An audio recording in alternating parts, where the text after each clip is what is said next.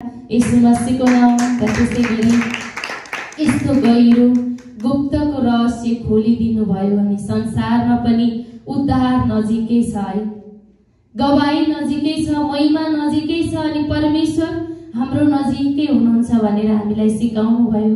हाम्रो अग्रज अगुवा प्रकाश सरज्यू, सुशीला म्यामज्यू, उहाँको सम्पूर्ण परिवारलाई हृदयदेखि मुष्टमा सुसम्मान व्यक्त गर्न चाहन्छौँ। पिताको परिपूर्ण आशिष मिलिसकेको छ र त्यसै गरी हरेक पृथ्वीको ओल्लो छेउदेखि पल्लो छेउसम्म परमेश्वरको सत्यतामा अडा अनि खडा रहने सम्पूर्ण अगुवाज्यूहरू लगायत हाम्रो यस देशको अगुवाज्यू, त्यसै गरी आज यसै समय बुसान शाखामा पनि महिमा भइरहेको छ। हाम्रो बुसान शाखाको अगुवाज्यू सम्पूर्ण परमेश्वरका सन्तानहरू धुम मचाइराख्नु भएको छ बुसानमा। त्यसै गरी आन्सानमा पनि अर्को धुम मचिरहेको छ। आज आन्सानको अगुवाज्यू हाम्रो पासमै हुनुहुन्छ, बाबुराम सरज्यू, म्यामज्यू लगायत हजुर हामी सबै परमेश्वरका निर्दोष अनि पवित्र सन्तानमा हृदयदेखि मुष्टमा सुसम्मान व्यक्त गर्न चाहन्छु। पिताको परिपूर्ण आशिष सबैमा मिलिसकेको छ। धन्यवाद पिता, यीशु मसीहको नाममा आज परिवर्तन हजुर हामी आफैबाट छ। परमेश्वरले अरूलाई बदल्नु भएन, हजुर हामी आफैलाई बदल्नु भयो, तर हाम्रो बदलावले अरूलाई पनि परिवर्तन गराएको छ। धन्यवाद पिता, यीशु मसीहको नाममा। हामी भड्केका थियौँ अन्धकारमा, बरालेका थियौँ हैन, भड्के थियौँ हामी अन्धकार शिक्षामा, भड्के थियौँ हामी अन्धकार शिक्षामा, ल्यायो तिमीले उज्यालो ज्योतिमा, ल्यायो तिमीले उज्यालो ज्योतिमा, थियो अन्धकारमा जीवन निराशा, थियो अन्धकारमा जीवन निराशा, थियो तिमीले परमेश्वर यो जीवनमा आशा, थियो तिमीले परमेश्वर यो जीवनमा आशा। योबाजी गर्छौँ हामी तिमीलाई धन्यवाद, योबाजी गर्छौँ हामी तिमीलाई धन्यवाद। हर समय हर समय हर समय हर समय योबाजी गर्छौँ हामी तिमीलाई धन्यवाद, योबाजी गर्छौँ हामी तिमीलाई धन्यवाद। हामी हरेक समय हाम्रो पितालाई धन्यवाद गर्छौँ। किन गर्छौँ त भन्दा भड्केका हामी, जीवनमा निराशाको पनि गहिरो खाडलभित्र परेका हामी, तडपिएका हामी, बरालिएका हामीलाई परमेश्वरले आशा दिनुभयो, जीवन दिनुभयो अनि ज्योतिमा चमकदार बनाउनु भयो। धन्यवाद पिता हजुरलाई यीशु मसीहको नाममा। कति ठुलो ठुलो गवाईहरू परमेश्वरले पस्किनु भयो। कुनै पनि थोक जसले बनाउँछ त्यसले मात्रै पूर्ण निर्माण गर्न सक्छ। जसद्वारा बनिएको छ त्यसैद्वारा फेरि बनाइन सकिन्छ।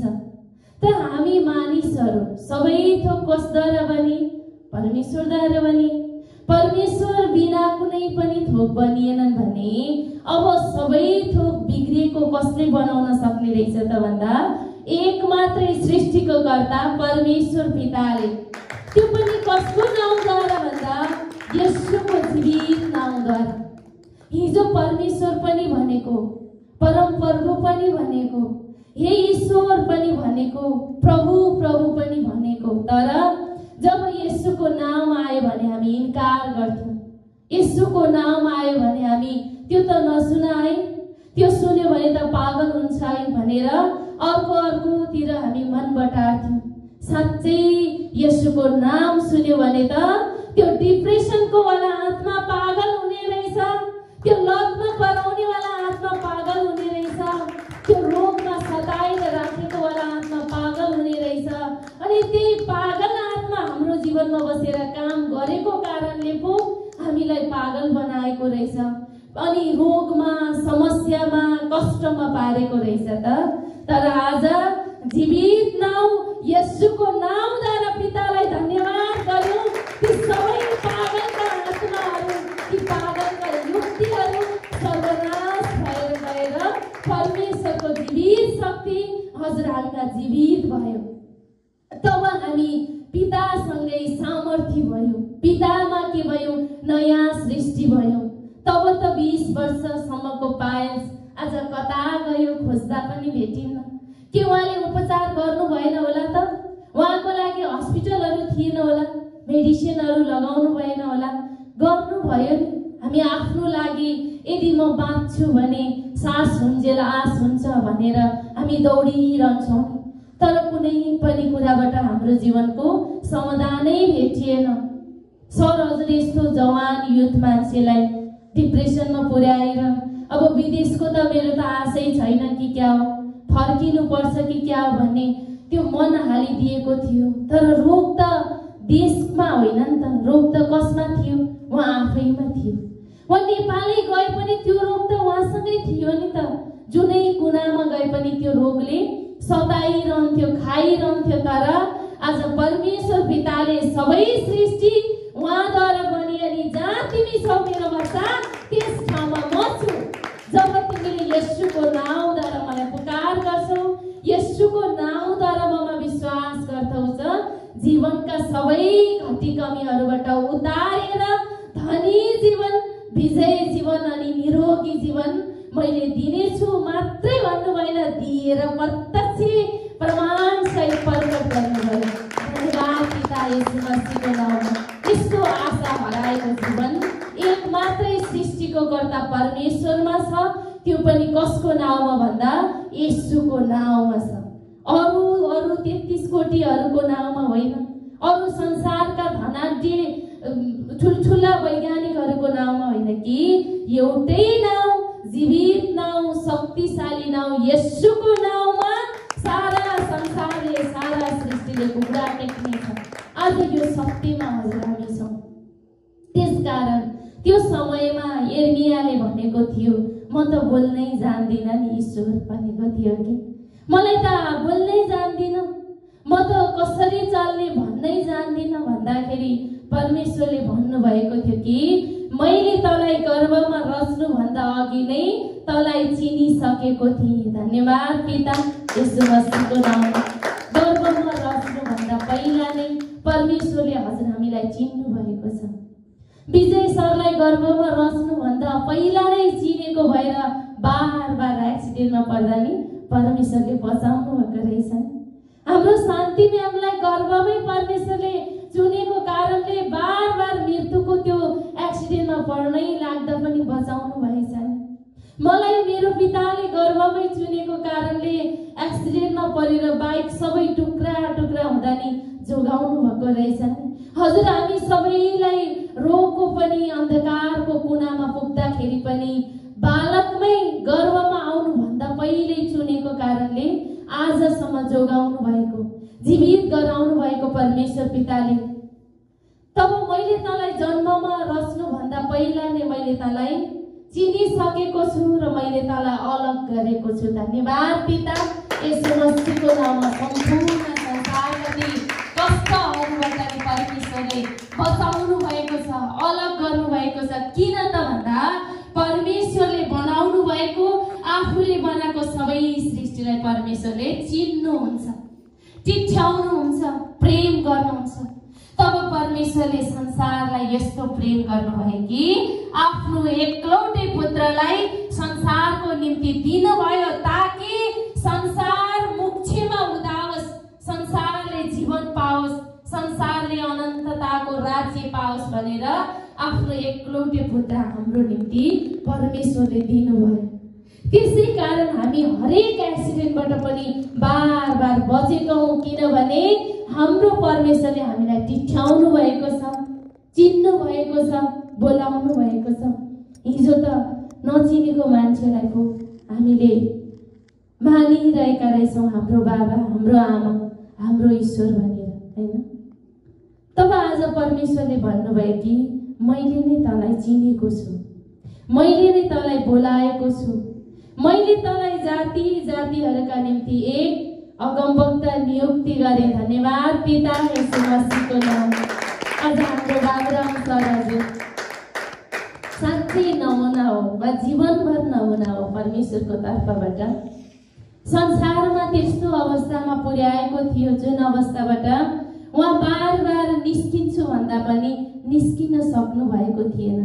उहाँ आफैलाई इच्छा होइन गाँजा खाने, उहाँ आफैलाई इच्छा होइन त्यो नसामा डुबेर झगडा गर्ने, छाडा बोल्ने, फाइट गर्ने, अनि कस्तो फलानुको छोरो भन्ने त्यो तुच्छ हुने इच्छा हामी कसैलाई पनि हुँदैन, कहिल्यै हुँदैन।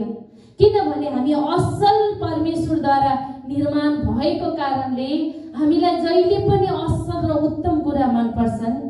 तर त्यो ठाउँमा कसले पुर्याएको थियो त भन्दा चोर किन आउँछ?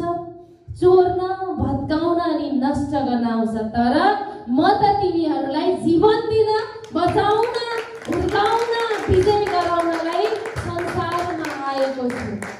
येशू मसीह संसारमा बचाउन, जोगाउन अनि अनन्तताको राज्य प्रकट गर्नलाई हाम्रो जीवनमा आउनुभयो। त्यो चोर आएको थियो हामीलाई भत्काउन, नष्ट गर्न। तर आज त्यही नष्ट गर्नेहरूको माझबाट परमेश्वरले विजयको र्याली लगाइदिनु भयो। पिता हजुरलाई धन्यवाद। त्यही नष्ट भइरहेको भिडबाट परमेश्वरले जीवनको ज्योतिलाई उदाइदिनु भयो।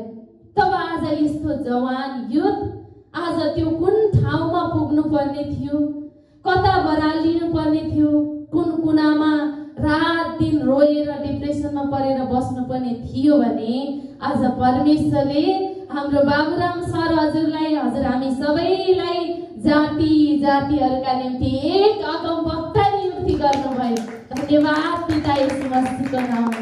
आज अगुवा चुन्नुभयो परमेश्वरले। किन चुन्नुभयो त भन्दा जसलाई त्यो दुष्टले कब्जामा पारेको थियो, जसलाई दुष्टले ती महामारी, ती लत, ती नसामा बराल्ने र उसको राज्यमा बढाउन खोजेको थियो, त्यही सन्तानलाई चुनेर त्यसका अरबौं राज्यलाई ध्वस्त गर्नको निम्ति मैले तँलाई चुने, मैले तँलाई रोजे। त्यो पनि तेरो आफ्नै निम्ति होइन कि तँ लगायत जाति जाति, देश देश, हरेक कुनाको निम्ति मैले तँलाई एक अगमवक्ता नियुक्ति गरेँ। आज जो पनि आएर यहाँ गवाई भन्नुभयो नि, जसले पनि आएर परमेश्वरलाई धन्यवाद गर्नुभयो नि, हामी सबै संसारको निम्ति स्वर्गको तर्फबाट उभिएको जीवित साक्षी गवाई। धन्यवाद पिता येशू मसीहको नाममा। हामी एक स्वर्गबाट खटाइएको एक अगमवक्ता हो, एक सेना हो, एक वकिल हो, एक न्यायाधीश हो, एक डाक्टर हो। जति पनि संसारमा बनेका थोकहरू छन् त्यो त नष्ट हुने थोक हो। तर परमेश्वरबाट आएका सबै वचनहरू चाहिँ अनन्तसम्म जीवित रहने वचन। अनि यो जीवित वचनले सदा सर्वदा हजुर हाम्रो जीवनलाई बचाइराख्छ, जोगाइराख्छ। हामी नष्ट हुनै पर्दैन। आज हामी त नयाँ सृष्टि येशूमा नयाँ सृष्टि भएका छौँ। धन्यवाद पिता येशू मसीहको नाममा। हाम्रो शान्ति म्यामले गवाई भन्दै हुनुहुन्थ्यो, राम्रोसँग बोल्न पनि उहाँलाई थाहा छैन। धन्यवाद पिता येशूको नाममा भन्न पनि आउँदैन। तर परमेश्वरले उहाँका सबै सुस्केरालाई बुझेर कति ठुलो ठुलो गवाई दिनुभएको। परमेश्वरले त बोल्न जान्दिनस् भन्नुभयो त? नाइ। तँलाई पुकार्न आउँदैन, प्रार्थना गर्न आउँदैन, तैँले वचनै खाएको छैन भन्नुभयो त? नाइ। किन भन्नु भएन भने उहाँको भित्र कुनाको पाठलाई परमेश्वरले बनाउनु भएको हो। त्यो आवाजलाई पनि परमेश्वर सुन्नुहुन्छ, बुझ्नुहुन्छ। त्यसकारण त जान्दिन नभन, त बुझ्दिन नभन। किनभने तँमा म भएर मैले बुझाउँछु, मैले गर्छु। यो राज्य मानिसको राज्य होइन। हामी कसै मानिसको युक्तिले यो राज्य टिक्दैन। मैले मिठो बोल्दा त हजुरहरू एक दिन पो आउनु होला त, 2 दिन पो आउनु होला, 3 दिन पो आउनु होला। के सधैँभरि मेरै बोलीको कारणले आइरहनुहुन्छ त? आउनुहुन्न नि, टिक्नुहुन्न नि। तर जब परमेश्वरले बोलाउनुहुन्छ नि, कसैले नआइज भन्दा नि बार बार हामी आइरहन्छौँ, बढिरहन्छौँ, मन लगाइरहन्छौँ, किनभने त्यो आउने मन बनाउनेवाला को हुनुहुन्छ? परमेश्वर पिता हुनुहुन्छ। धन्यवाद पिता येशू मसीहको नाममा। र परमेश्वरले भन्नुभयो कि म बोल्नै जान्दिनँ त नभन, र म बालकै छु भनिकन नभन, किनभने म जसका म तँलाई पठाउँछु ती हरेकका त जानै पर्छ। धन्यवाद पिता येशू मसीहको नाममा। त जान्दिन नभन, म जसका तँलाई पठाउँछु त्यहाँ त जानै पर्छ। जुन कामको निम्ति तँलाई नियुक्ति गर्नेछु तैँले त्यो गर्नै पर्छ, किनभने त्यो गर्नेवाला नै को हुनुहुन्छ त? परमेश्वर पिता हुनुहुन्छ, हाम्रो पिता हुनुहुन्छ गर्नेवाला, हैन? तब मैले तँलाई जहाँ पठाउने छु त त्यहाँ जानै पर्छ र जे आज्ञा म तँलाई गर्दछु ती तैँले भन्नै पर्छ अनि गर्नै पर्छ। धन्यवाद पिता येशू मसीहको नाममा। हजुर हामी सबैजना म जान्दिनँ, बालकै छु, मलाई त तरिका आउँछ कसैले पनि भन्ने होइन कि परमेश्वरले गर भन्नुभएपछि त्यो काममा हिम्मतको साथमा, विश्वासको साथमा म त सृष्टिको मालिकको सन्तान हुँ। मलाई कम्पनीमा साउले आजदेखि त फान्जाङ्ने है, मतलब टिम लिडर है भनेर भनिदिनु भयो भने त्यो भोलिमै मेरो अधिकार त्यहाँ सुरु भइहाल्छ, मेरो कामको सिस्टम सुचारू हुन्छ। एउटा साउले भन्दा त म विश्वास गर्छु, एउटा चिन्नु नजान्नु हस्पिटलको डाक्टरले भन्दा त विश्वास गर्छु, अनि त्यही अनुसार एक्सन गर्छु। खाना खाएपछि यति मिनेटपछि खा, यति मिनेटपछि यो गर, त्यति मिनेटपछि यो गर भन्दा नि विश्वासको साथमा सबै एक्सनमा त्यो कामहरू के गर्छु? गर्न सुरु गर्छु। भने मलाई शिरदेखि पाउसम्म रगत चलाउँदै गर्ने मेरो पिताले भन्नुभएको छ, तैँले गर्न सक्छस् त हात उठा, रोगहरू निको हुन्छ, त शब्द बोलिदे, अद्भुत चमत्कारका कामहरू प्रकट हुन्छ, त विश्वासद्वारा मन उठा, तँलाई उठाउनेवाला म छु भन्नुहुन्छ भने जुरुक्कै मन उठाइहाल्ने, विश्वास गरिहाल्ने, हात उठाइहाल्ने, कदम चालिहाल्ने, किनभने गर्नेवाला को हुनुहुन्छ? परमेश्वर पिता आफै हुनुहुन्छ, जसले उदेक माथि उदेक लाग्ने आश्चर्यपूर्ण कामहरू हाम्रो जीवनमा प्रकट गर्नुहुन्छ। यस्तो परमेश्वरको तागतमा परमेश्वरले बोलाउनु भएको छ र बालकै छु भने नभन। परमेश्वरले जे भन्नुहुन्छ हाम्रो दादा, हाम्रो गुरु, हाम्रो येशूले त्यही सुन्नुहुन्थ्यो अनि त्यही गर्नुहुन्थ्यो। यहाँ पनि हामी अन्जानमा गरेका छैनौँ, परमेश्वरले हामीलाई सिकाइराख्नु भएको छ। समस्यामा छ तर समस्या छैन, हटिसक्यो बोल भनेर सिकाउनुहुन्छ। जे सुन्छौँ हामी त्यही बोल्छौँ, हटिसक्यो भन्छौँ त रोग हटेर जान्छ। जे सुन्छौँ हामी त्यही बोल्छौँ। अनि येशू मसीहले, परमेश्वरले जे गराउनुहुन्थ्यो त्यही गर्नुहुन्थ्यो। हामीले पनि परमेश्वरले वचनद्वारा भन्नुभएको छ कि तँमा अब कुनै पनि समस्या छैन, तेरो मुख खोल र तेरो मुखद्वारा तेरो जीवनमा चाहिने शब्दहरू बोल भन्नुभएको छ। हस् पिता भन्छौँ, जे चाहिएको छ भइसक्यो पिता भन्छौँ, तुरुन्तै काम प्रकट भइहाल्छ। त्यो भएर बालकै छु नभन। शरीरमा कोही बालक होला, कोही जवान होला, कोही मोटो होला, कोही पातलो होला, तर आत्मामा तिमीहरूलाई मैले सामर्थ्य बनाएर पठाइसकेको छु। तिमीहरू आत्मामा शक्तिशाली छौ, तिमीहरूद्वारा उदेक माथि उदेक लाग्ने आश्चर्यपूर्ण काम हुनेछ, परमेश्वरले भन्नुभएको छ। धन्यवाद पिता। र परमेश्वरले भन्नुभएको छ कि तिनीहरूसँग नडरा, किनकि तँलाई बचाउनलाई म तेरो साथमा छु। धन्यवाद पिता येशू मसीहको नाममा। केसँग नडरा त? संसारको समस्या, परिस्थिति, हालत, मनलाई कमजोर बनाउने कुराहरूसँग त नडरा। परमेश्वरको जुन जुन कुरा हो त्यो मेरो हो, त्यो हजुर हाम्रो हो। र परमेश्वरको जुन जुन कुरा होइन त्यो हाम्रो होइन, हामीलाई होइन। परमेश्वरबाट के आउँछ?